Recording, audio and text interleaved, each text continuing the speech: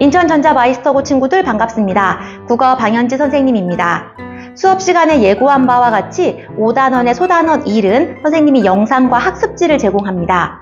가장 중요하기 때문이기도 하고요. 또 반복 학습이 필요한데 우리에게 주어진 시간이 부족하다 보니까 선생님이 생각해낸 방법인데요. 선생님이 정성을 기울이는 만큼 여러분은 노력으로 보답해주기 바랍니다. 자, 그럼 학습지 준비하시고 본격적으로 학습 내용 같이 살펴보도록 하겠습니다. 자, 5단원의 대단원 이름은 생각을 담는 말과 글입니다. 그 중에 우리 시험 범위에 해당하는 소단원 1은요, 언어 실천 양상과 문법 요소라는 크게 두 가지 부분으로 나누어 볼 수 있는데요. 우리가 앞에 있는 이 부분, 언어 실천 양상이라는 부분은 수업 시간에 같이 했습니다. 어떤 내용에 대해서? 방언. 그리고 남북한 언어 차이에 대해서도 했었고요. 그리고 어휘에 대해서 공부했었죠. 그 내용을 머릿속에 떠올리시면 앞부분은 어렵지 않게 여러분이 문제 푸실 수 있을 거고요. 중요하면서도 조금 어려운 부분, 그래서 여러분이 반복적으로 공부해야 하는 부분이 바로 문법 요소입니다. 그럼 이 문법 요소에 해당하는 영역 어떤 것들이 있냐면요. 첫 번째, 높임 표현. 두 번째, 시간 표현. 세 번째, 피동 표현. 네 번째, 인용 표현으로 이루어져 있습니다. 여러분, 이 중에 높임 표현은 여러분이 일상생활에 쓰고 있기 때문에 아마 학습 내용을 들으면서 일상의 대화를 떠올리시면 크게 어렵지 않을 것 같고요. 시간 표현은 과거, 현재, 미래, 시제라는 거 들어보셨죠? 그 내용에 대해서 학습하게 됩니다. 자, 피동이라는 용어가 조금 낯선데요. 영어의 수동태 떠올리시면 도움이 될 것 같고요. 인용은 많이 아시더라고요. 다른 사람의 말이나 생각을 끌어다 쓰는 것, 이런 것들을 이번 시간에 제대로 한번 학습해 보려고 합니다. 자, 처음 나오는 단어들이 많을 겁니다. 그럴 때에는 잠시 영상 멈추고 학습지 한번 읽어보시고 먼저 생각 정리한 다음에 영상 계속 들어주시기 바랍니다. 자, 이제 첫 번째 높임 표현에 대해서 같이 살펴보도록 하겠습니다. 자, 높임 표현이란 누가? 화자가. 화자는 뭐 하는 사람? 말하는 사람. 자, 화자가 대상의 높고 낮은 정도를 달리하여, 핵심 키워드 어디요? 대상의 높고 낮은 정도. 자, 그럼 우리는 질문해야겠죠? 어떤 대상을 말하는 거지? 그 대상에 따라서 높임 표현은 크게 세 가지로 나누어집니다. 다시 정리하면 높임 표현이란 말하는 사람이 어떤 대상을 대하느냐에 따라서 높임 표현을 높이고 낮추고 하는 정도를 이야기하는데요. 그 대상에 따라서 첫 번째, 주체 높임. 그럼 여러분은 주체가 뭘까 고민하셔야 되고요. 두 번째, 상대 높임. 상대 유추하셔야 됩니다. 그 다음 이름이 조금 어려운데요. 객체 높임입니다. 그럼 다시 질문할게요. 주체 높임, 상대 높임, 객체 높임으로 나누는 기준이 뭘까요? 대상이 누구냐에 따라서. 그럼 누구 입장에서요? 화자 입장에서. 정리하면 높임 표현이란 화자의 입장에서 어떤 대상에 따라 높이고 낮추고 그 정도를 달리하는 표현을 얘기하는데요. 어떤 대상이냐에 따라서 크게 세 가지로 나누어진다. 첫 번째, 주체 높임. 두 번째, 상대 높임. 세 번째, 객체 높임으로 나누어진다. 그럼 우리는 이제 앞으로 무엇을 학습할까요? 주체 높임이 무엇인지, 상대 높임이 무엇인지, 객체 높임이 무엇인지 이 세 가지를 어떻게 구분하느냐를 선생님이 시험에 출제하겠죠. 자, 기대가 되십니까? 자, 주체 높임부터 본격적으로 살펴보겠습니다. 여러분, 지금 한 15분 동안 열심히 설명한 거를 찍고 확인했더니요, 핸드폰이 꺼져 있어요. 다시 찍습니다. 근데 종이 칠 것 같거든요. 종소리가 들어가더라도 여러분은 목소리에 집중해서 들어주시고요. 지금 여러분의 MDP를 하고 있고 선생님은 빈 회로 입안에서 영상을 찍고 있습니다. 종소리가 들려도 선생님은 계속 가겠습니다. 다시 심호흡을 하고, 자, 우리가 높임 표현의 정의에 대해서 살펴봤다면 이제 그 중에 첫 번째, 주체 높임 표현에 대해서 공부할 건데요. 먼저 개념부터 잡고 가야겠죠? 자, 학습지의 개념이 이렇게 정리되어 있습니다. 서술의 주체를 높이는 방법이다. 핵심 키워드는 어디? 서술의 주체. 근데 여러분, 이 문장을 그냥 외우는 건 의미가 없습니다. 주체가 무엇인지 알아야겠죠? 근데 서술, 주체, 아마 중3 때 배운 내용이 기억나실 텐데요. 선생님이 이 예를 돕고자 예를 하나 제시하겠습니다. 이 예는 학습지에는 없습니다. 자, 아기가 웃는다. 여기서 중요한 행위를 설명하는 부분이 어디? 네, 여기 있는 웃는다. 바로 이 웃는다라고 하는 부분, 우리 문장에서 뭐라고 부른다? 서술어. 서술어. 자, 그럼 이 서술을 하고 있는 주인공, 누가 웃고 있죠? 아기가 우리 서술의 주체, 서술의 주인공이 되는 부분을 뭐라고 한다?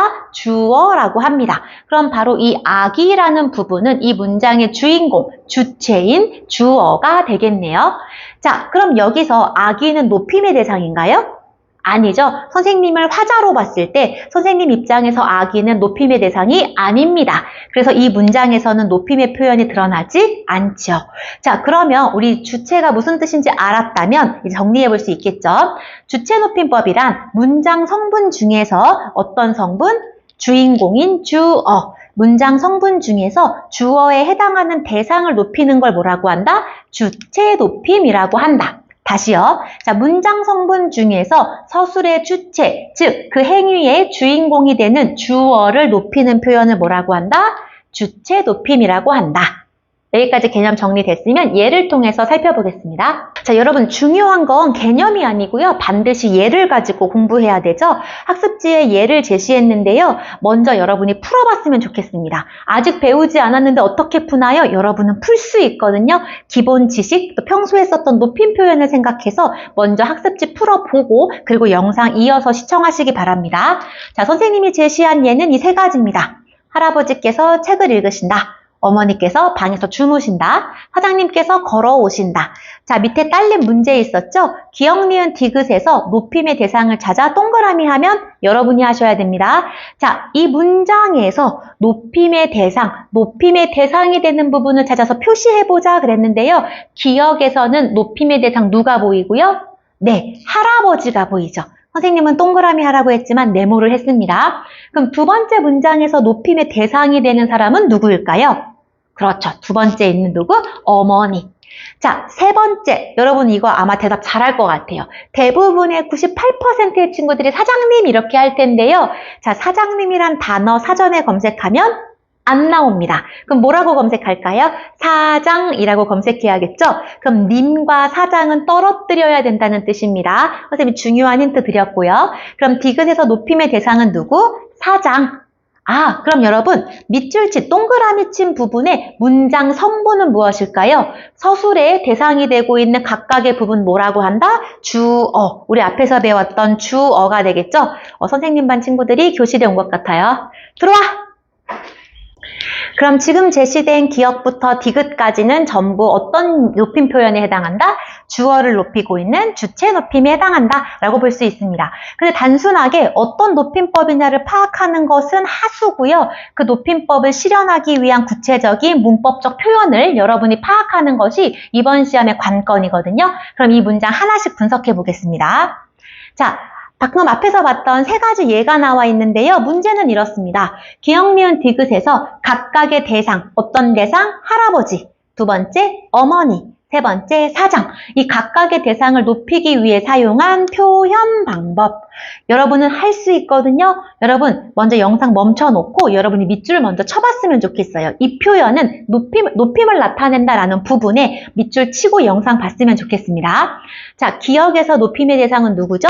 네, 할아버지였죠. 그럼 할아버지를 높이기 위해서 이 문장에서 사용하고 있는 높임 표현 보일 겁니다. 자, 동생이 책을 읽는다. 할아버지께서 책을 읽으신다. 차이점 구분하면 되겠네요. 자, 동생이 높임의 대상이 아니기 때문에 이를 썼다면 할아버지는 높임의 대상이기 때문에 조사 무엇을 붙였고요? 깨서. 찾았죠? 자, 할아버지께서 높임을 나타내는 조사를 썼고요. 그 다음 두 번째, 책을 읽는다가 아니라 책을 읽으신다. 그럼 여러분, 읽으신다의 어느 부분이 높임을 나타낼까요? 선생님은 여러분이 스스로 이 문장을 분석하길 바랍니다. 우리 어간, 어미 배웠던 거 적용해서 이 서술어 분석해보고 싶은데요. 자, 선생님이 먼저 분석을 제시합니다. 여러분, 읽으시다에서 이 부분은 어떤 부분? 바뀌지 않으면서 핵심을 나타내는 어떤 어간, 우리 어간이라는 거 배웠었죠? 그럼 어간 뒤에 오는 얘네들은 전부 어간 뒤에 붙는 꼴이다 그래서 뭐? 어미라고 얘기합니다. 그 중에 다는요, 문장이 끝난다라는 걸 알려주죠? 그래서 우리 문장 마지막에서 끝난다라는 걸 알려주는 어미를요, 종결 어미. 우리 동주 오빠의 길 학습할 때 뭐뭐 씁니다. 종결어미를 반복했다라는 거 기억나시죠? 바로 마지막에 오는 어미, 종결어미. 근데 이 종결어미 다른 말로 부르는 말이 있는데요. 말의 끝에 온다 그래서 어말어미라고 합니다. 자, 어말어미 무슨 뜻? 말의 끝에 온다. 그 언어, 말의 끝에 온다. 종말할 때 그 끝난다란 뜻인데요. 어말어미라고 합니다. 그럼 여러분, 어간, 어말어미, 어말어미 앞에 오는 어미, 우리 한자 앞이라는 걸 붙여서 선, 먼저라는 뜻을 써서 선자를 붙여서요. 우리 이 부분을 선어말어미라고 해요. 얘도 선어말어미, 얘도 선어말어미입니다. 자, 그러면 이 문장은 어간에 선어말어미, 선어말어미, 어말어미 또는 종결어미가 결합했죠? 선생님 너무 어려워요. 걱정하지 마시고 우리가 알고 싶은 건 높임 표현입니다. 그럼 여러분, 이 네 가지 부분에서 높임을 나타내는 게 어딜까요? 자, 높임을 나타내는 표현목? 그렇죠. 높임의 대상에게 붙이는 시 이 부분이겠죠? 그럼 우리는 여기만 집중할 겁니다. 그럼 이 문장은 읽다라고 하는 단어에 높임의 선어말어미 시를 붙여서 지금 할아버지를 높이고 있죠? 여러분 이제 MDP 두 번째 시간 시작하고 있겠네요. 자, 다시 정리. 첫 번째 문장에서는 주어인 할아버지를 높이기 위해서 첫 번째 조사 깨서를 붙였고요. 두 번째 높임의 선어말어미 시를 붙여서 할아버지를 높이고 있다. 여기까지 정리됐으면 이걸 바탕으로 두 번째는 여러분이 먼저 해봤으면 좋겠습니다. 자, 두 번째 문장의 높임의 대상은 누구? 네, 주무시는 대상 주인공은 누구? 어머니. 그럼 높임의 대상인 어머니를 높이기 위해서 지금 어떤 표현 방법 쓰고 있죠? 그렇죠. 깨서라고 하는 조사. 우리 기억과 똑같죠? 이번엔 조금 비슷해 보이지만 헷갈리시면 안 됩니다. 자, 읽으신다의 기본형은 읽다. 근데 우리 주무시다의 기본형은 주무다가 아니죠? 이거의 기본형 주무시다가 기본형이거든요. 그럼 정리해보면 주무신다라는 서술어는 위와 같이 분석해봤더니 주무시, 얘가 어떤 부분? 어간. 다시요. 옆에다 크게 써보겠습니다. 잘 안 나오네요. 자, 주무시다. 이게 사전에 등록된 하나의 단어인데요. 그럼 주무시다에서 어간은 어디까지? 주무시고, 주무시니, 주무시네 바뀌지 않는 핵심 부분 어디? 여기. 그럼 주무시까지가 어간. 여기가 어간. 그럼 맨 마지막에 오는 어미 다는 무슨 어미? 종결어미 또는 어말어미. 그럼 앞에 오는 니은은 무슨 어미? 선어말어미. 선어말어미, 종결어미. 근데 이 니은은 높임을 나타내나요? 공통으로? 가다, 간다. 먹다, 먹는다. 이때 니은과 느는 무슨 의미를 더하고 있죠? 지금이라고 하는 현재를 나타내죠. 그래서 이 니은은요, 시간을 나타내는 거지 높임과는 상관이 없다. 그럼 여기는요, 선어말어미 시를 쓴 게 아니라 주무시다라고 하는 높임을 나타내는 특수 어휘. 우리 어휘를 통해서도 높임을 나타낼 수 있는데요. 진지라든지 잡수시다라는 말과 같이 그 어휘 자체에 높임이 담겨 있는 것을 높임을 나타내는 특수 어휘라고 합니다. 자, 그러면 기역은 조사와 높임의 선어말어미 시를 사용했고요. 니은은 조사와 특수 어휘를 사용했구나. 이런 걸 파악하는 것이 이번 시험의 핵심이라는 것. 자, 그럼 디귿은 여러분이 잠깐 영상 멈추고 먼저 해보셨으면 좋겠습니다. 선생님은 바로 이어서 갑니다. 자, 여기서 높임의 대상 누구? 사장. 그럼 우리 사장을 높이기 위해서 사용한 전략. 기역, 니은의 공통으로 나타나는 게 보이네요. 뭐? 깨서 보이고요. 그리고 사장님께서 걸어온다라고 하지 않고 걸어오신다. 이거 분석해야겠죠. 자, 기본형은 뭐? 오다. 그럼 분석하면 이렇게 됩니다. 자, 이 부분 무슨 부분? 바뀌지 않으면서 핵심을 나타내는 부분, 어간. 자, 맨 끝에 오는 다, 무슨 어미? 종결어미 또는 어말어미. 자, 그럼 어말어미보다 먼저 나오는 어미, 시는 무슨 어미? 선어말어미. 자, 니은도 무슨 어미? 선어말어미. 그럼 이 중에서 높임의 대상에게 쓰는 선어말음이 보이시죠? 뭐?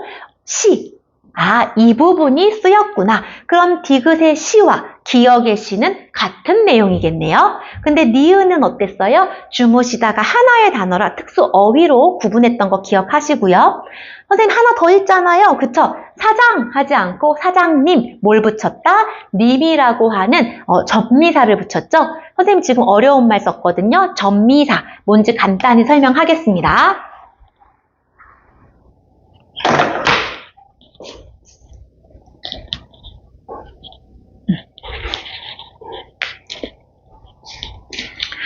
여러분 접미사, 접두사 이런 말 들어본 적이 있을 것 같은데요. 우리 접미사와 접두사를 합쳐서 덧붙는다 그래서 접사라고 이야기합니다. 접사는요, 실질적인 뜻은 없어요. 실질적인 뜻을 지닌 형태소에 붙어서 뭔가를 조금 추가해주는 역할을 하는데요. 이런 거 외울 수 없죠? 예를 가지고 보겠습니다. 지금 떠오르는 예, 맨손?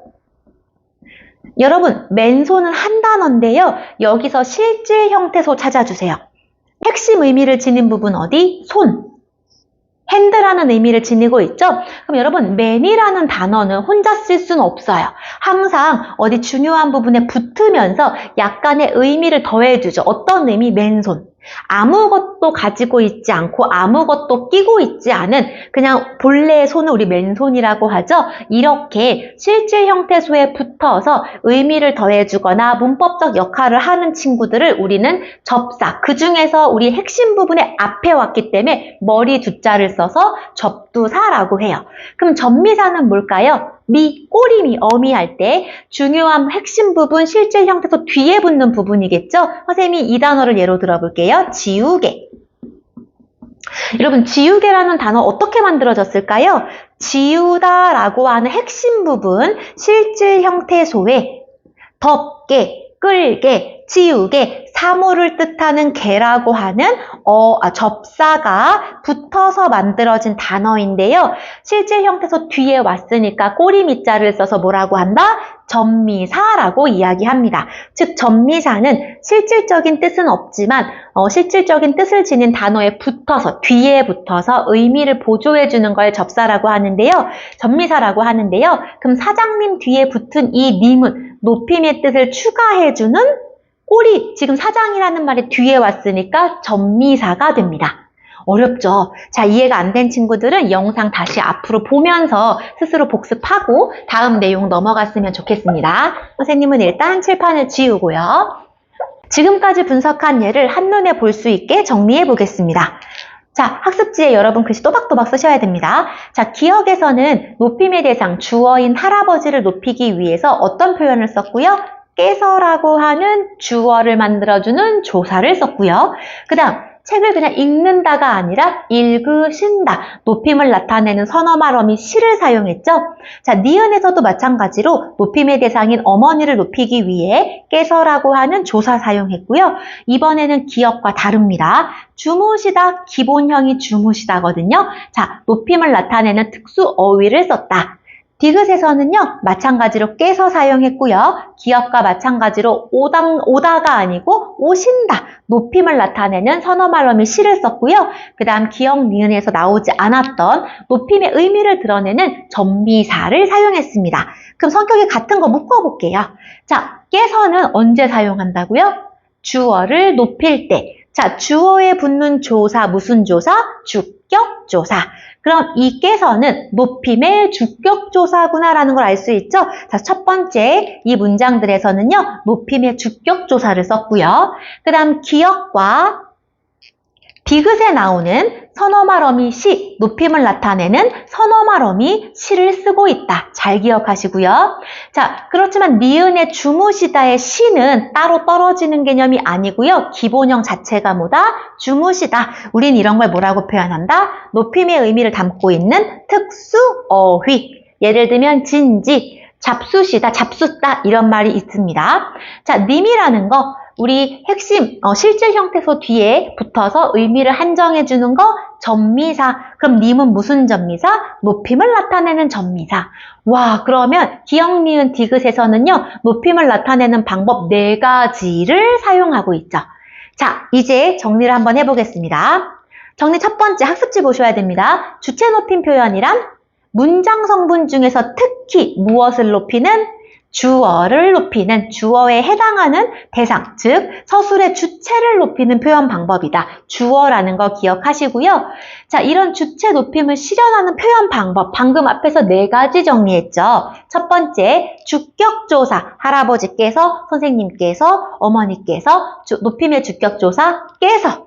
그 다음 두 번째, 자, 우리 의시, 어간에 붙었던 의시, 우리 높임을 나타내는 이 시 뭐라 그런다? 선, 어말, 어미, 어말, 어미, 앞에 온다, 높임의 선, 어말, 어미, 시를 쓸 수도 있고요. 계시다, 주무시다, 잡수시다, 잡수다가 기본형입니다. 잡수다, 드시다와 같이 애초에 높임의 의미를 담고 있는 특수 어휘를 쓸 수도 있고요. 자, 그 다음, 사장님, 선배님, 이런 식으로 높임을 나타내는 명사에 접미사 뭐를 붙일 수도 있다? 님을 붙일 수도 있다. 그럼 여러분, 주체 높임을 실현하는 방법 몇 가지? 4가지. 그럼 이게 시험에 나온다면 여러분은 일단 높임의 대상이 주어인지 찾고, 주어라면 이 중에 어떤 방법으로 높이고 있는지를 찾으시면 주체 높임은 끝이 납니다. 자, 기본 개념을 다 이해했다면 여러분이 실제 연습 한번 더 해야겠죠? 정리 3번입니다. 교수님께서 점심을 드신다. 자, 선생님 영상 보기 전에 먼저 멈춰놓고 스스로 풀고 나서 영상과 확인하시기 바랍니다. 일단 찾아야 돼요. 높임의 대상이 누구냐? 높임의 대상 보입니다. 누구? 교수. 그쵸? 자, 그럼 이 교수를 높이고 싶은데 교수는 이 문장에서 어떤 성분? 그렇죠. 점심을 드신다라고 하는 서술의 주인공, 주체가 되니까 이 높임법은 주체 높임법이 쓰였겠네요. 그럼 교수를 높이기 위한 방법을 다 찾아주겠습니다. 그 전에 정리 한번 하고요. 높임의 대상은 누구? 교수. 자, 그럼 이 교수를 높이기 위한 첫 번째 전략모, 님을 붙였다. 아까 앞에서 나왔던 사장님에서의 마찬가지로 님이라고 하는 접미사 붙였고요. 그리고 높임을 나타내는 주격조사께서를 쓰고 있고요. 하나는 여러분이 찾아주시겠어요? 뭐가 쓰였죠? 네, 드시다라고 하는, 자, 이때 여러분 헷갈리시면 안 되는 거, 이때 시는 선어말 어미가 아니죠. 왜? 기본형이 뭐예요? 드시다. 특수 어휘에 해당합니다. 그럼 높임 표현 지금 몇 개 찾았어요? 3개 찾았죠? 이걸 바탕으로 정리할게요. 자, 이 예문은 문장의 문장 성분 주어인 교수님을 높이고 있으므로 주어를 높이는 표현법 무슨 표현법? 주체 높임에 해당한다. 자, 그렇다면 교수를 높이기 위한 방법 지금 총 몇 가지 사용하고 있다? 3가지. 그 3가지를 여러분이 정리하셔야 되거든요. 첫 번째 순서대로 갑니다. 첫 번째 높임을 나타내는 접미사. 여러분 이렇게만 쓰면 안 되고요. 보충하셔야겠죠. 접미사 님을 붙였고요. 두 번째는요. 네, 높임의 주격조사. 어떤 주격조사? 깨서. 보충하셔야 되죠. 그 다음 세 번째, 이번엔 뭘 썼어요? 특수 어휘. 어휘 자체의 높임을 나타내고 있는 기본형 뭘 썼다? 드시다 라고 하는 특수 어휘를 써서 주체인 교수를 높이고 있다. 이제 이 부분이 이해가 다 됐습니다. 그러면 주체 높임의 핵심은 다 배운 겁니다. 자, 그렇지만 주체 높임에서 파생되는 다른 높임법들이 있거든요. 간단히 한번 정리하겠습니다. 선생님은 칠판을 일단 지우고요. 자, 주체 높임에서 끝났으면 좋겠는데 파생되는 다른 높임들이 있죠. 그 중에 간접 높임입니다. 그럼 직접 높임도 있을까요? 네, 있습니다. 우리가 앞에서 봤던 할아버지를 직접 높인 거, 어머니를 직접 높인 거, 사장이라는 대상을 직접 높인 거, 앞에서 살펴봤던 문장들이 바로 직접 높임인데요. 그것과 조금 다른 높임 표현이겠죠? 자, 그럼 뭔지 예문을 통해서 보겠습니다. 자, 여러분, 지금 여러분 학습지에 예문이 있는데요. 그 예문에서 높임의 대상을 여러분이 찾으셔야 되거든요. 자, 1번 잘 봐주세요. 할머니께서는 귀가 아프시다. 할머니께서는 귀가 편찮으시다. 조금 어색한 표현 있죠. 적절한 표현은 뭐가 될까요? 아프시다 같아요. 근데 얘들아, 무엇이 아픕니까? 네, 할머니의 귀가 아파요. 그럼 여기서 서술어, 아프시다의 가장 정확한 대상은 누가 돼요? 할머니의 귀. 근데 귀에다가 왜 시를 붙였어요? 그 귀가 누구 귀니까? 할머니의 귀기 때문에 간접적으로 귀도 높였다. 그래서 무슨 높임법? 간접 높임법입니다. 즉, 주어를 직접 높이지 않고요. 주어의 신체 일부를 높이고 있죠. 그래서 간접 높임에 해당하고요. 그럼 여러분, 2번에서는 뭘 높이고 있을까요? 계시다, 있다. 뭐가요? 선배님의 시간을 물어보고 있죠? 그럼 선배님의 시간 계십니까? 라는 표현 적절하지 않다라는 거 느낌 있을 겁니다. 선배님을 직접 높이면 직접 높임. 근데 여기서는 선배님의 시간이기 때문에 존중의 의미를 담아서 높임 표현 사용하고 있고요. 자, 세 번째, 여기서 높임의 대상은 교장 선생님이 아니고요. 구체적으로 얘기하면 교장 선생님의 말씀을 높이고 있죠. 자, 그러면 할머니의 귀, 직접 높여야 할 대상의 신체 일부를 간접적으로 높이기에 적절한 표현이 뭘까요?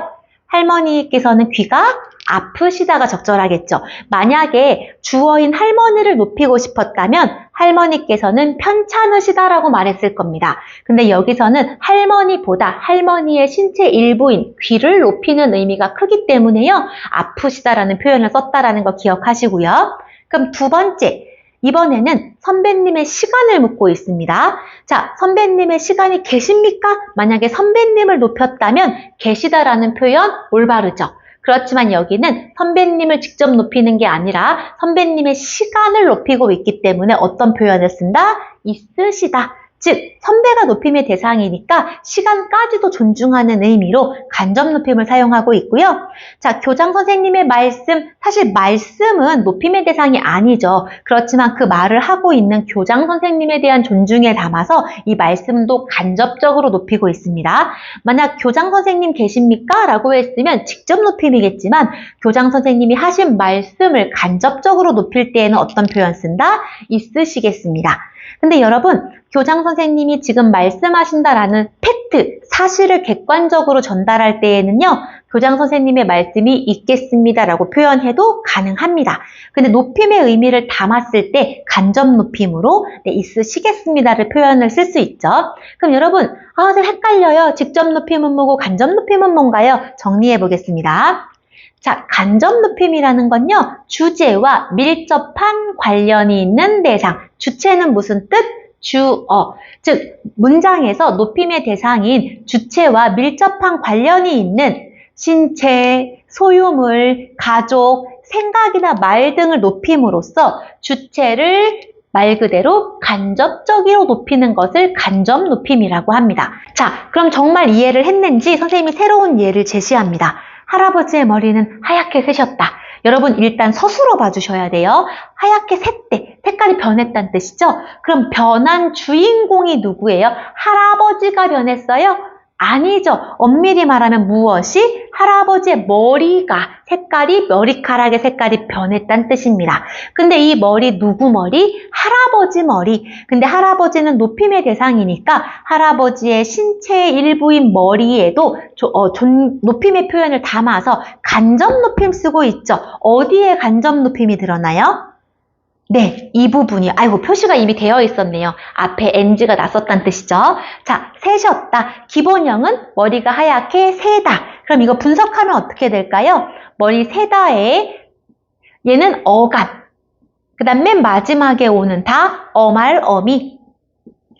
그럼 그 앞에 오는 시와 엇은 어말, 어미 앞에 온다 그래서 무슨 어미? 선, 어말, 어미.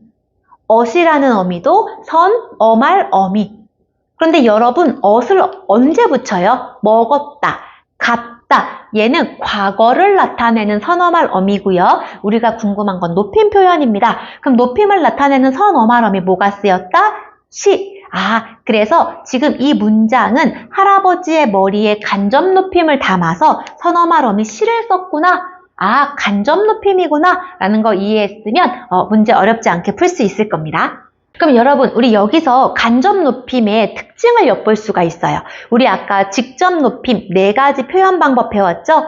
높임을 나타내는 조사 깨서, 그리고 선어말 어미 시, 그 다음 드시다, 잡수다 등과 같은 특수어휘, 그 다음 높임을 나타내는 전미사가 있었습니다. 근데 간접 높임은요, 님을 붙일 수 없죠? 이러는 신체 일부나 어떤 사물에 님을 붙일 수 없잖아요. 그래서 우리 간접 높임은요, 선어말 어미 시에 의해서 실현이 된다. 특수어휘나 이런 것들은 사용되지 않는다.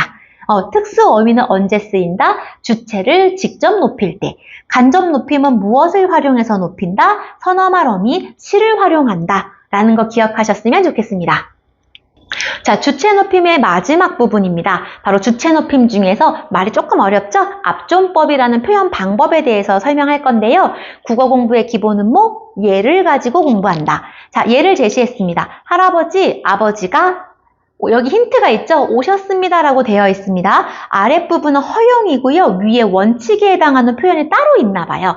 그럼 여러분 지금 이 대화에서, 이 문장에서 대화에 참여하고 있는 사람들은 누구누구일까요? 대화에 관련된 사람. 바로 이 세 명입니다. 할아버지 등장하고요. 아버지 등장하고요. 그 다음 누군지 모르지만 이 말을 하고 있는 화자가 있죠?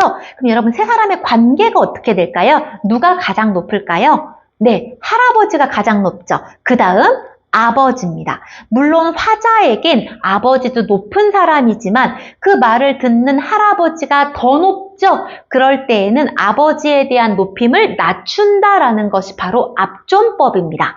그럼 여러분, 우리 여기 빈칸에 뭐라고 표시해야 될까요?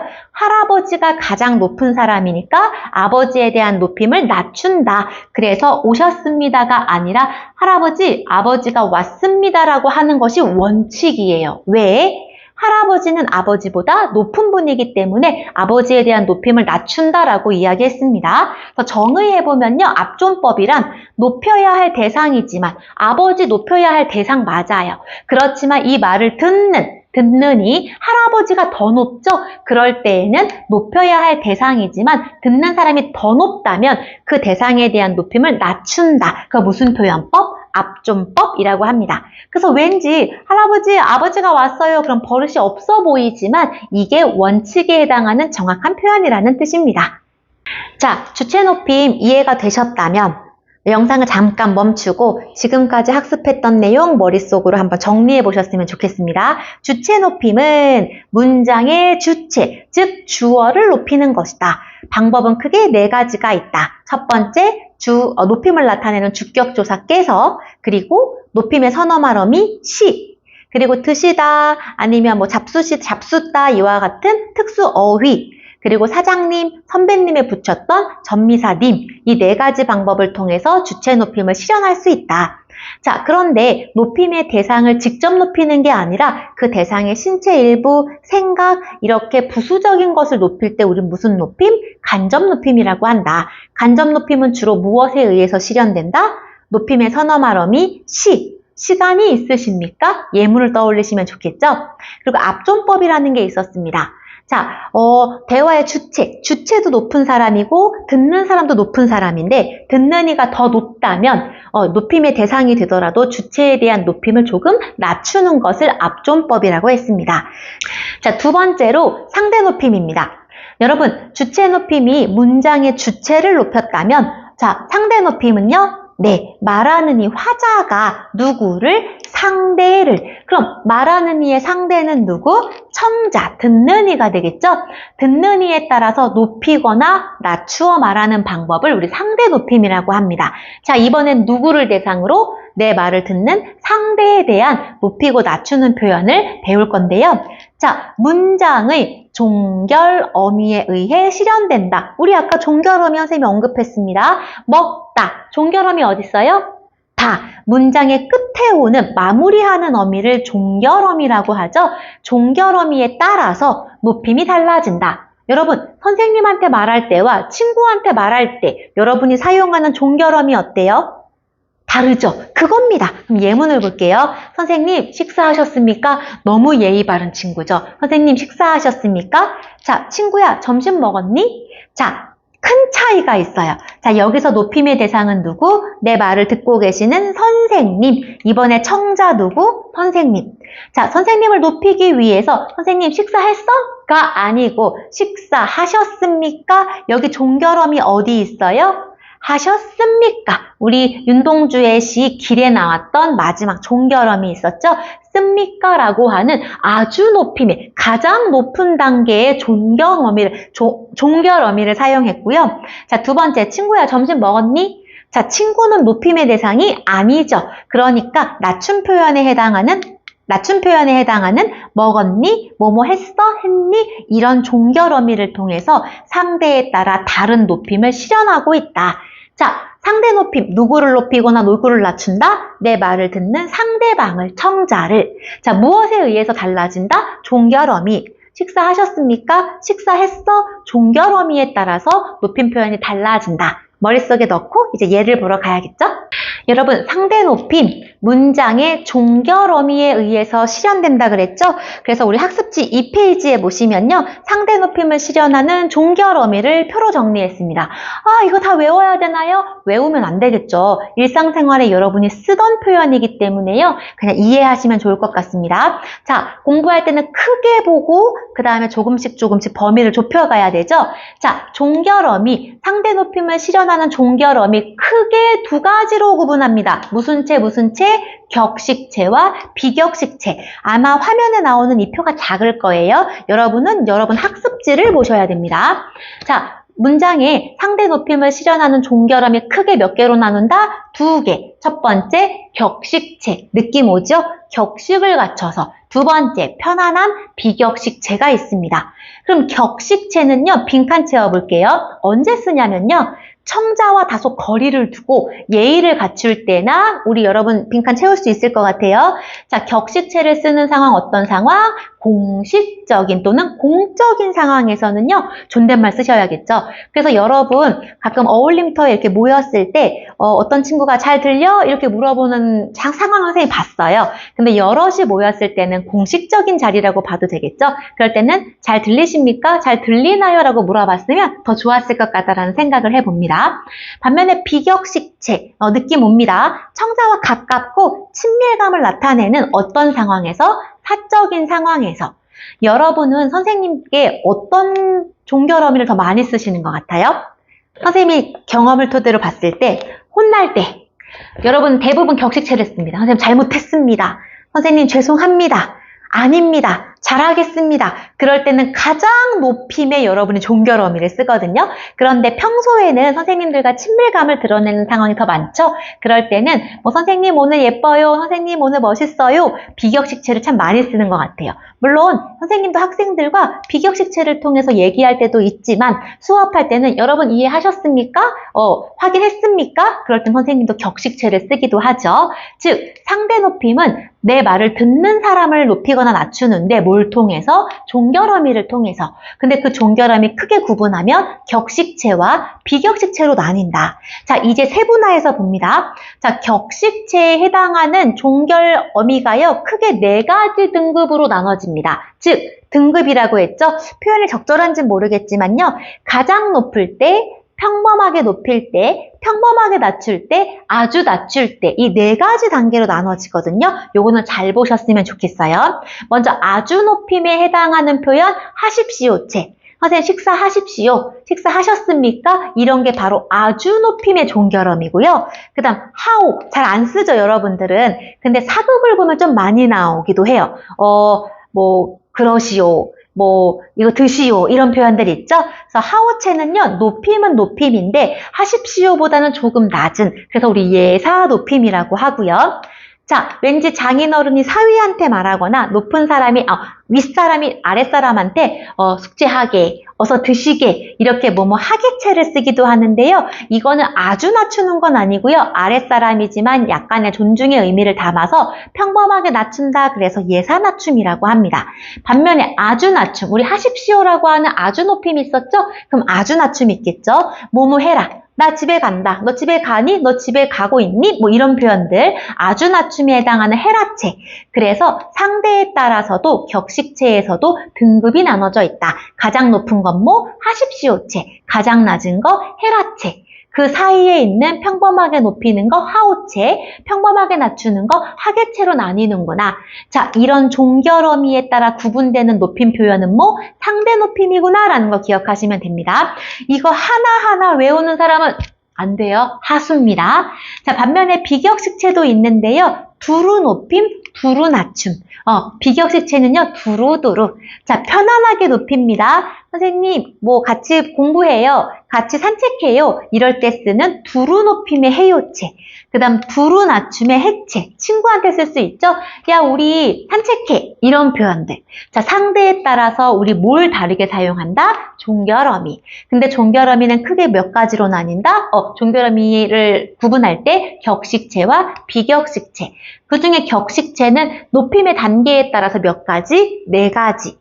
자, 비격식체는 뭐? 두 가지. 두루두루 높이고 두루두루 낮추고. 근데 선생님이 시험에 빈칸 채우는 거 안 냅니다. 우리는 예를 통해서 분석하는 것이 핵심이죠? 그럼 같이 한번 볼게요. 자, 이 예 방금 봤던 표 2번의 학습지 2번의 이 내용인데요. 이제 우리 예문 분석할게요. 선생님, 제 고민을 들어주십시오. 이 예는 학습지에 없습니다. 잘 보셔야겠죠? 얘들아, 여기 대화에 참여하는 대상 누구예요?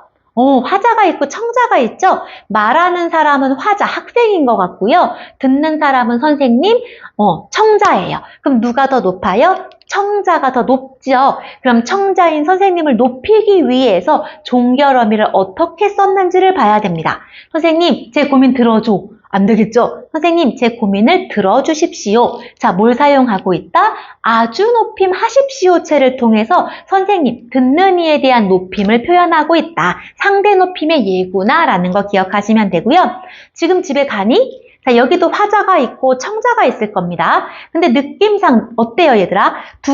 두 사람이 같은 높임에 대해 같은 친구일 수도 있지만 선생님이 이렇게 생각했어요. 말하는 사람이 아랫사람에게 너 지금 집에 가니? 라고 물어보는 상황을 설정했습니다. 그럼 이번에는 청자가 화자보다 아랫사람이죠. 그럴 때 우리 종결어미 뭘 사용하고 있냐면 이번에는 아주 낮춤의 헤라체. 집에 가니? 아주 낮춤. 나보다 아랫사람이니까요. 세 번째, 자네 내 부탁 좀 들어주게. 여기도 화자와 청자가 있는데요. 여러분, 화자, 청자 중에 더 높은 사람은 누구? 네, 자네라고 부르는 걸 봤을 때 화자가 더 높겠죠. 그렇지만 이 듣는 아랫사람인 청자에 대한 약간의 존중의 의미를 담아서 내 부탁 좀 들어줘가 아니라 들어주게. 우리 이거 격식체에서 무슨 체? 예사 낮춤의 하계체에 해당하죠? 상대 높임은 화자와 청자 중에 화자가 청자에 대해서 어떤 높임을 쓰느냐구나. 그런데 어떻게 실현된다? 종결어미를 통해서 실현되는구나. 문장에서 상대를 높일 때 종결어미를 쓰는구나 라는 걸 이해하시면 상대 높임은 끝입니다.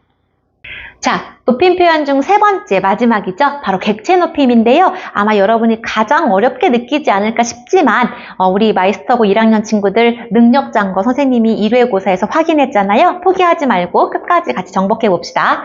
자, 객체 높임은 얘들아 학습지 앞에서 했던 주체 높임 참고해서 대답해 주세요.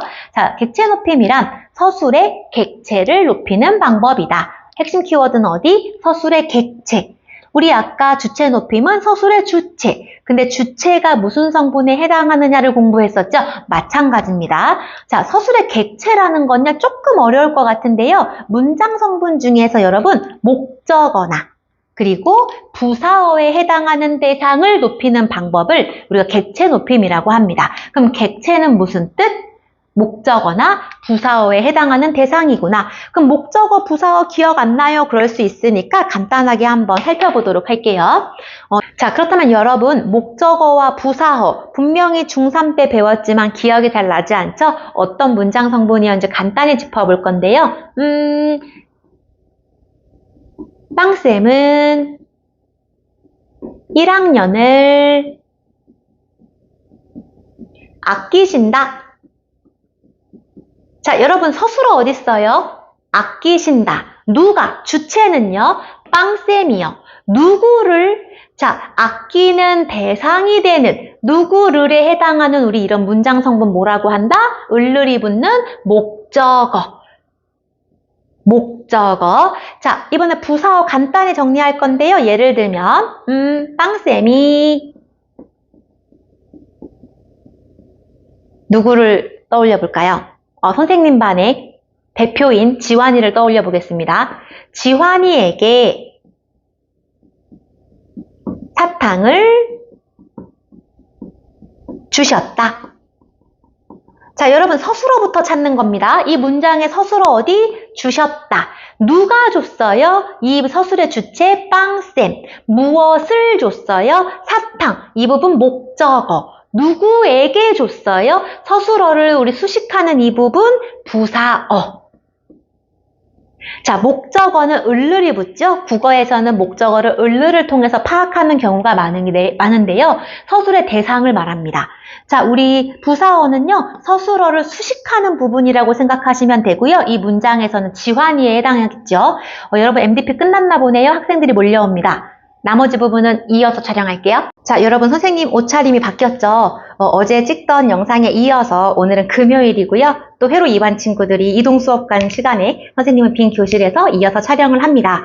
교실이 조금 어두운데요. 화면을 선명하게 하기 위해서 선생님이 불을 끄고 하기 때문에 얼굴도 우중충하게 보일 수 있고 다소 좀 어두운 영상이지만 그래도 여러분이 밝은 마음으로 봐주시기 바랍니다. 자, 객체 높임 표현에서요. 객체라는 말 어려웠습니다. 근데 우리 어렵다 하지 말고 선생님이 문장 성분 중에 무엇에 해당하는 목적어나 부사어라고 이야기했죠. 국어에서 목적어를 찾는 건 굉장히 쉽습니다. 일단 목적어란 서술의 대상을 의미하지만 예를 들면 먹는다, 무엇을, 밥을 서술의 대상을 의미하지만 일반적으로 을을 통해서 쉽게 구별할 수 있고요. 부사어는 서술어를 꾸며주는 역할을 한다. 드렸다, 선생님께 드렸다. 그럴 때 선생님 이 부분이 바로 부사어가 되겠죠. 자, 부사어와 목적어에 해당하는 대상을 높이는 거 무슨 높임법? 객체 높임법. 그럼 이제 예문을 통해서 하나씩 살펴보겠습니다. 주체 높임법과 마찬가지로 객체 높임법도 예문을 통해서 여러분이 스스로 분석하셔야 되는데요. 선생님이 제시한 예는 이 세 가지입니다. 그럼 우린 지금부터 뭘 해야 될까요? 각 문장에서 높임의 대상이 누구인지 찾아야겠죠? 그 높임의 대상의 문장 성분이 무엇인지에 따라서 높임의 표현이 달라지기 때문에요. 먼저 여러분이 이걸 찾아보셔야 되는데요. 기억에서의 높임의 대상은 누구? 그렇죠. 부모님에 해당이 될 거고요. 두 번째, 성준이는 할아버지를 모시고 집에 갔다. 이 문장에서 높임의 대상은 누구? 그렇죠. 할아버지가 되겠죠? 그럼 세 번째 문장, 수진이는 국어 문제를 선생님께 여쭤보았다. 여기서 높임의 대상은 선생님이 됩니다. 그럼 이제 우린 뭐 해야 된다? 지금 표시된 이 대상들의 문장 성분이 무엇인지를 파악해야 되는데요. 자, 서연이는 부모님께 편지를 드렸다. 서술어부터 보셔야 됩니다. 드렸어요. 누구에게 드렸어요? 부모님께. 자, 이 드렸다를 꾸며주는 이 부분, 부모님에 해당하는 부분, 문장 성분 뭐가 될까요? 네, 문장 성분 부사어가 되겠고요. 성준이는 할아버지를 모시고 집에 왔다. 을이 붙었죠? 모시고 왔다. 누구를? 할아버지를. 서술의 대상이 되는 할아버지 문장 성분 목적어가 됩니다. 그럼 세 번째는 어떨까요? 여쭤보았다. 여쭤본 사람은 누구? 수진이가 여쭤봤지만 누구에게? 선생님께. 여쭤보다를 수식하는 선생님께라는 부분, 선생님은 어떤 성분? 부사어가 됩니다. 혹시 선생님이 화면 밖으로 사라져도 목소리에 집중해 주세요. 아, 그럼 기억부터 디귿은 부사어나 목적어를 높이고 있는 높임 표현이구나라는 거 알 수 있죠? 그럼 우리 이런 높임법, 무슨 높임법? 목적어나 부사어를 높이는 것 객체 높임이구나. 그럼 여러분 문장만 보고는 어렵습니다. 선생님이 주체 높임과 객체 높임의 문장을 섞을 수 있죠. 그럼 여러분은 높임의 대상 찾고 그 높임의 대상의 문장 성분이 뭔지 찾고 그래서 주체 높임인지 객체 높임인지 구분하는 것부터 여러분이 공부를 하시면 좋을 것 같습니다. 그럼 이제 우리 구체적으로 객체 높임의 방법으로 어떤 것들이 사용되고 있는지 볼 건데요. 주체 높임에서 했던 방식과 동일합니다. 긴장하지 마시고 스스로 해주길 바랍니다. 자, 서연이는 부모님께 편지를 드렸다. 성준이는 할아버지를 모시고 집에 왔다. 수진이는 국어 문제를 선생님께 여쭤보았다. 자, 기억, 니은, 디귿에서 각각 높임의 대상, 부모님, 할아버지, 선생님을 높이기 위해서 사용한 표현 방법을 찾아볼 건데요. 우리 기억부터 갑니다. 자, 부모님을 높이기 위해서 우리 뭘 사용했고? 아, 선생님, 부모님의 님은 저번에 배웠던 전미사 아닌가요? 아닙니다. 왜냐면요, 부모님은요, 한 단어예요. 그래서 우리 사장님은 사장과 님이 별개의 단어였지만 부모님은 하나의 단어이기 때문에 이 님을 전미사로 따로 분석하지 않습니다. 자, 그럼 다시 어떤 방법이 있을까요? 부모님을 높이기 위한 방법? 그렇죠. 깨라고 하는 조사를 썼죠. 예를 들면 서연이는 친구에게 만약에 높임의 대상이 아니었다면 에게를 썼을 겁니다. 근데 높임의 대상이기 때문에 우리 조사 뭘 쓰고 있다? 깨를 쓰고 있고요. 자, 주어를 높일 때는 무슨 조사 썼었죠? 깨서를 썼고, 이번에 객체, 부사어를 높일 때는 뭘 쓰고 있다? 깨라고 하는 조사를 쓰고 있구나. 여러분 짐작하시고요. 두 번째, 편지를 줬다가 아니라 편지를 드렸다. 여러분, 이 드렸다라는 거 기본형이 뭘까요? 드리다. 그럼 이 드리다라는 것은 우리 앞에서 학습했던 잡수시다와 같이 하나의 특수 어휘로 볼 수 있겠죠? 그럼 두 번째 예문입니다. 이번에는 할아버지를 높이기 위해서 할아버지를 데리고가 아니라 모시고. 자, 기본형 모시다. 그럼 여기도 뭘 사용하고 있고요? 특수 어휘 사용하고 있네요. 자, 세 번째입니다. 이번에 높임의 대상 누구? 선생님. 그럼 선생님을 높이기 위한 여러분 전미사가 또 보이는데요. 선생님의 이 님도요. 하나의 선생님이라고 하는 한 단어에 포함되어 있는 부분이기 때문에 전미사로 보지 않습니다. 자, 선생님께 조사를 사용하고 있고요. 물어보았다가 아니라 여쭤보았다. 특수 어휘 사용하고 있죠. 정리해보면 이렇습니다. 기억에서는 높임의 대상, 부사어, 부모님을 높이기 위해서 깨라고 하는 부사격 조사, 부사를 만드니까 부사격 조사고요. 그 다음 드렸다라고 하는 기본형, 드리다라고 하는 특수 어휘 쓰고 있네요. 자, 우리 니은에서는요, 모시다라고 하는 특수 어휘 쓰고 있습니다. 선생님, 이 시, 선어말어미 시 아닌가요? 아니죠. 기본형이 모시다기 때문에요, 이 모시까지가 어간에 해당되겠네요. 자, 디귿입니다. 선생님께 조사 사용하고 있고요. 그 다음 여쭈다, 기본형이 여쭈다거든요. 여쭈다라고 하는 특수 어휘 쓰고 있다는 거. 그럼 같은 성질을 가진 것끼리 표시해 볼까요? 자, 깨 전부 조사입니다. 그런데 부사어인 부모님께, 부사어인 선생님께, 자, 부사어를 만드는 조사, 부사격 조사라고 이야기하고요. 주체높임법에서 깨서는 주어를 높이는 주어이기 때문에 주격 조사. 그 다음 이번에는 부사어를 높이는 조사이기 때문에 부사격 조사라고 이야기합니다. 그리고 나머지 드리다, 모지다, 여쭈다 전부 다 특수 어휘를 사용하고 있구나. 그럼 객체 높임을 싹 정리하면서 다시 한번 내용 요약하겠습니다. 자, 이해가 되셨는지 그럼 함께 정리해 보겠습니다. 객체 높임이란, 자, 먼저 주목해야 되죠? 객체가 무엇인지. 자, 객체 높임이란 문장 성분 중에서 어떤 성분? 부사어나 목적어에 해당하는 대상, 우리 이 부분을 뭐라고 부른다? 서술의 객체라고 하죠.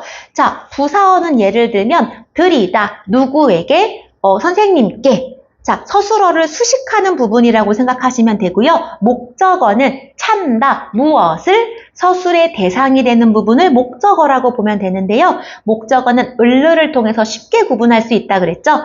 그래서 우리 서술의 객체인 부사어나 목적어를 높이는 표현, 객체 높임이라고 합니다.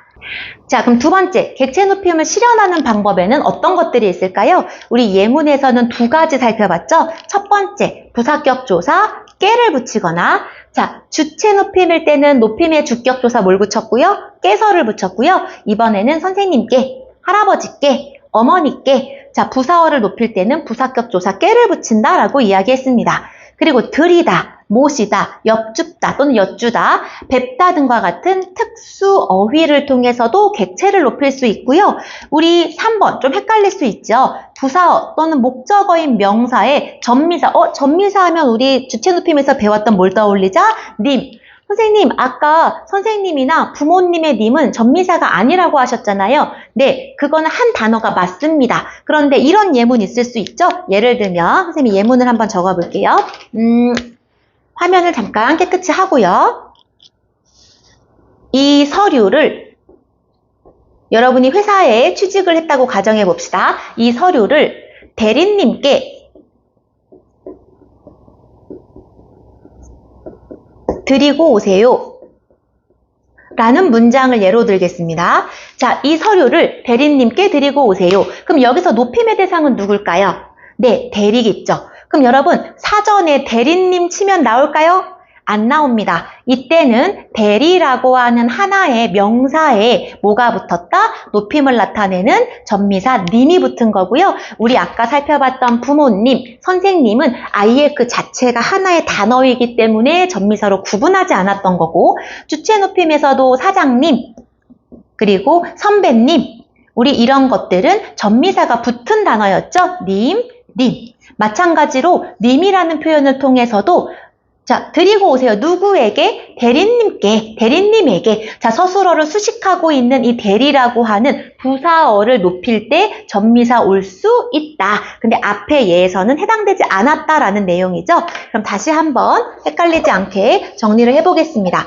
자, 객체 높임을 이루는 방법이 여러 가지가 있었습니다. 첫 번째, 부사격 조사께, 그 다음 특수어휘, 그리고 대리, 또는 교수, 아니면 사장, 아니면 선배 등에 붙일 수 있는 전미사 님까지. 그래서 우리 이 세 가지 방법을 통해서 객체 높임을 실현할 수 있다. 그럼 객체는 무엇이다? 문장의 부사어나 목적어에 해당하는 대상이다. 자, 객체 높임 이해되셨으면 붙이기 한 판 가야겠죠? 자, 세 번째 예문입니다. 그 어른을 뵌 것은 오늘이 처음이다. 자, 영상 멈추시고 여러분이 스스로 분석한 다음에 영상 재생하시기 바랍니다. 기다리겠습니다. 자, 여러분 다 하셨죠? 먼저 우리 뭘 찾자? 높임의 대상을 찾자. 이 문장에서 높임의 대상은 누가 될까요? 그렇죠. 문장에서 높임의 대상은 그 어른이 되겠죠. 그럼 그 어른은 문장 성분이 뭘까요? 큰 힌트.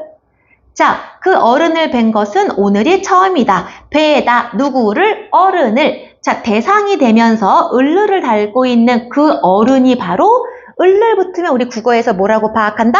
목적어라고 이야기했습니다.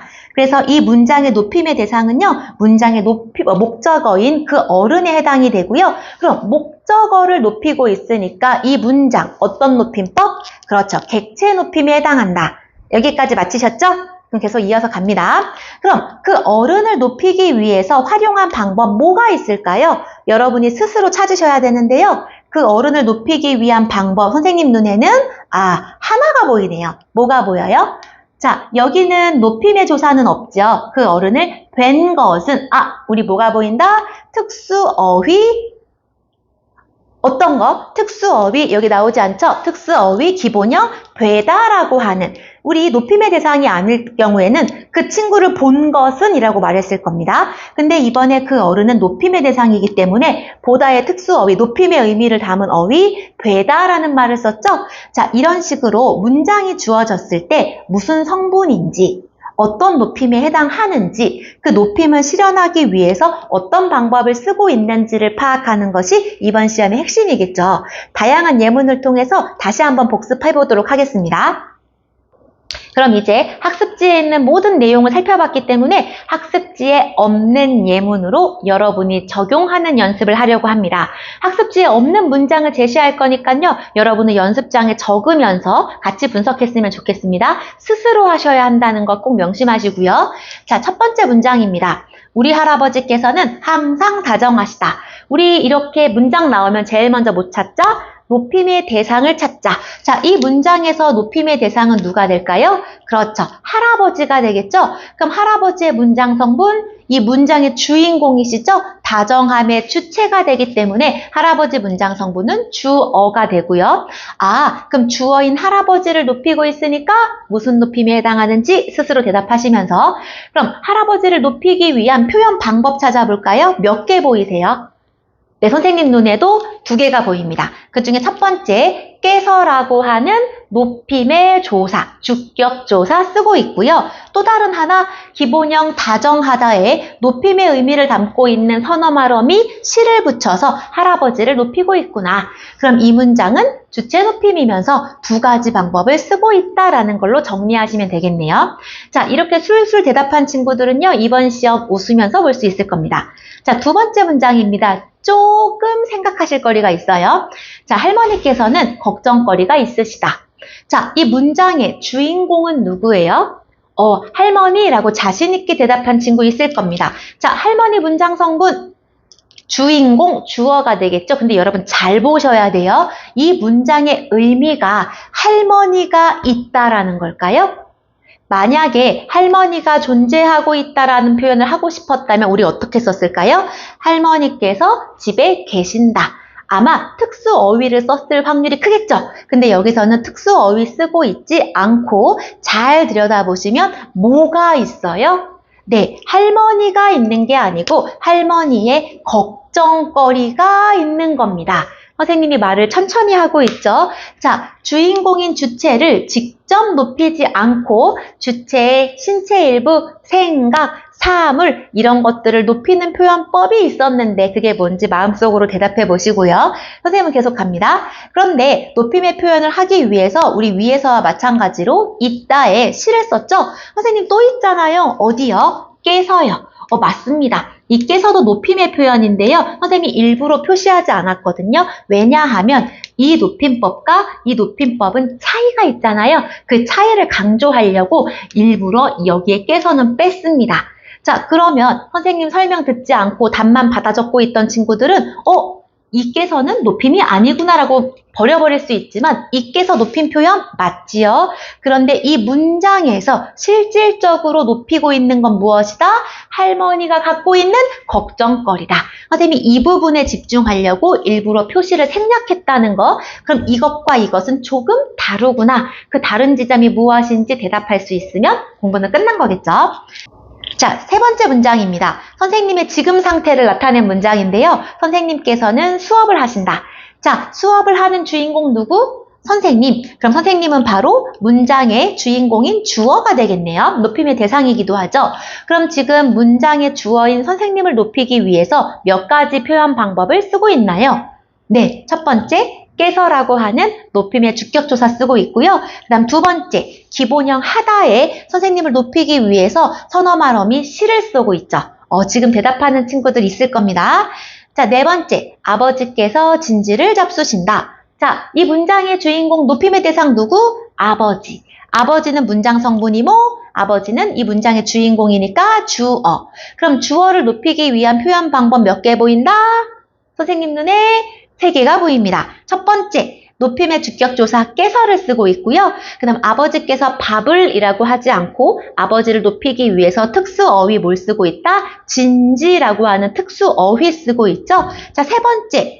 자, 먹다의 높임 표현인 잡수다를 한 번 더 높인 잡수시다입니다. 여기선 뭐가 보인다? 잡수다라고 하는 기본형의 선어말 어미 시를 썼죠. 높임의 선어말 어미입니다. 자, 그럼 여러분 주황색으로 표시하고 있는 부분 높임을 나타내는 주격조사. 자, 그 다음 빨간색으로 표시하고 있는 부분 뭐? 선어말 어미 시. 남은 예문 봅니다. 사장님께서 나를 부르셨다.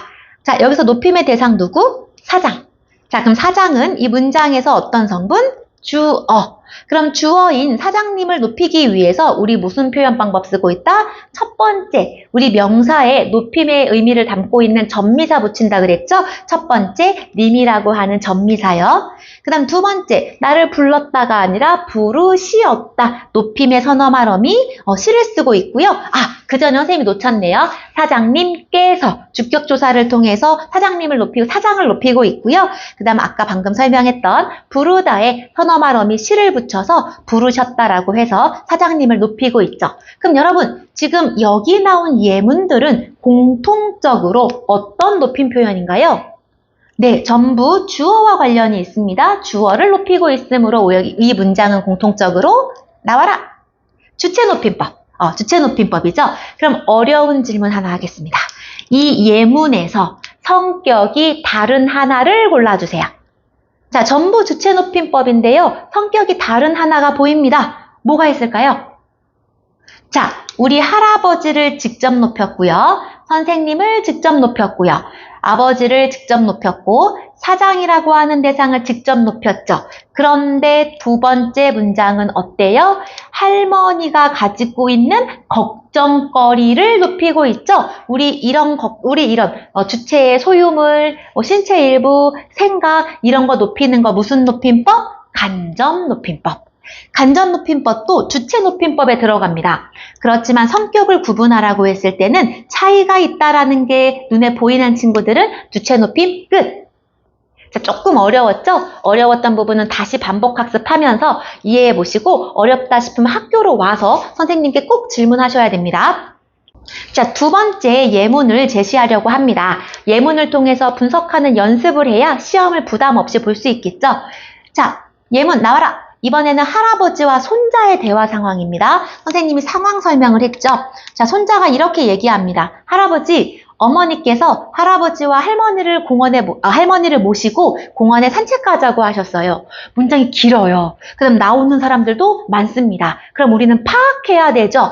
이 대화에 관련된 사람을 모두 파악해야 됩니다. 선생님 힌트 드립니다. 화자가 누구인지 찾아보시고, 그 다음 듣는 사람도 있겠죠. 그 다음 이 문장의 주인공은 누구인지, 그리고 혹시 주인공 이외에 객체가 존재하는지. 자, 여러분 이거 영상 멈추고 빨리 연습장에다 적어보시겠어요? 중요하니까요. 자, 이 대화에서 지금 말하고 있는 화자는 누구고요? 화자는 손자가 되겠죠? 그럼 손자가 이 이야기를 누구에게 하고 있나요? 이 손자의 말을 듣는 청자, 상대는 누구? 네, 할아버지. 자, 이 문장의 주인공. 자, 산책 가자고 하셨대요. 누가요? 어머니께서요. 그럼 이 문장의 주인공은 누구? 어머니. 자, 어머니께서 누구를 모시고 할아버지와 할머니를 목적어 등장했죠? 그럼 이 문장에서 객체 할아버지와 할머니요.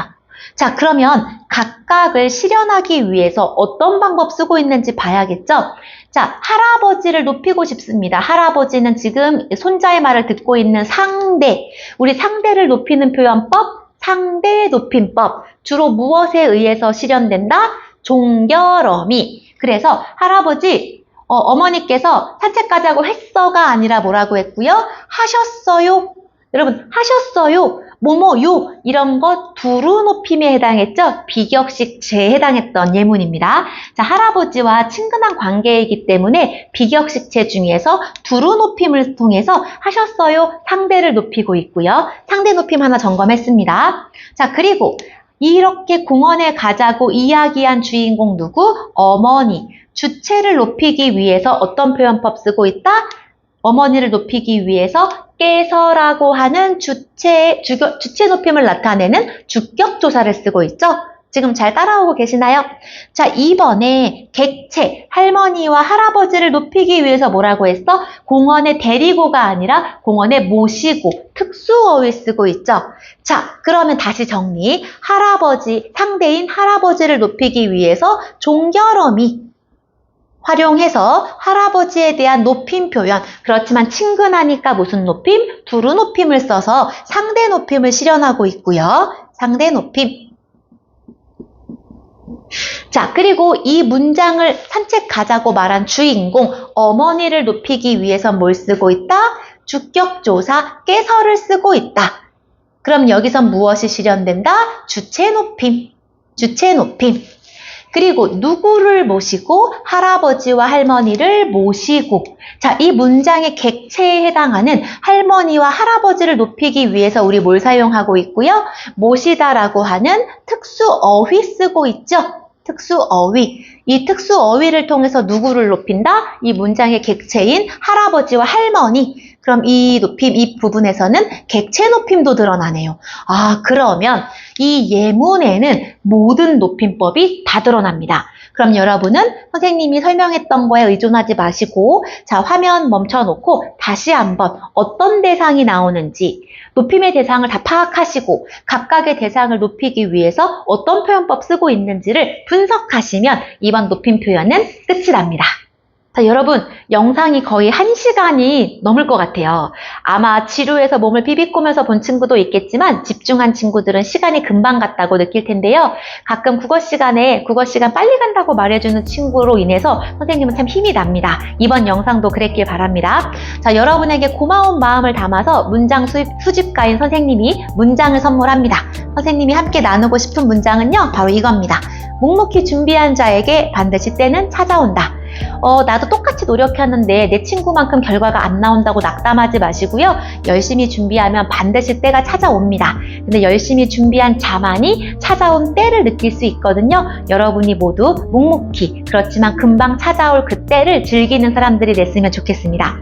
자, 주말 알차게 보내시고요. 우리 행복하게 공부가 인생의 전부는 아니지만 전부가 아닌 것조차 장악하지 못하면 내 삶의 주인이 될 수 없겠죠? 우리 열심히 공부하고 다음 주에 반갑게 학교에서 만나겠습니다. 감사합니다.